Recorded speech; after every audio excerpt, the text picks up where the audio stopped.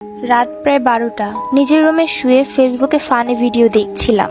এমন সময় ঘরের জানালা থেকে একজন বৃদ্ধ মহিলা আমার নাম ধরে ডাক দিলেন। আমি জানালার পাশে গিয়ে জিজ্ঞাসা করলাম, কি হয়েছে দাদি? যেহেতু উনি বয়স্ক মহিলা ছিলেন, তাই ওনাকে আমি দাদি বলে ডেকেছি। উনি আমার কাছে একটা ঠিকানা জানতে চাইলেন। আমি সেটা দেখে বললাম, আরে এটা তো আমাদের পাশের এলাকা। উনি আমার দিকে তাকিয়ে এক অদ্ভুত হাসি দিয়ে চলে গেলেন। আমিও আবার ফোন নিয়ে ব্যস্ত হয়ে পড়লাম। কিন্তু একটু পরেই আমার হুঁশ হলো যে এটা কি করে সম্ভব। এখন বাজে রাত 12:30।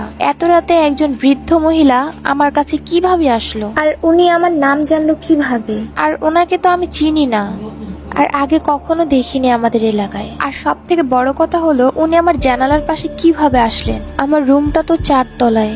এর পরের দিনই জানতে পারলাম যে আমাদের পাশের বাসার এলাকার বাসিন্দা বাচ্চু মিয়া আর বেঁচে নেই।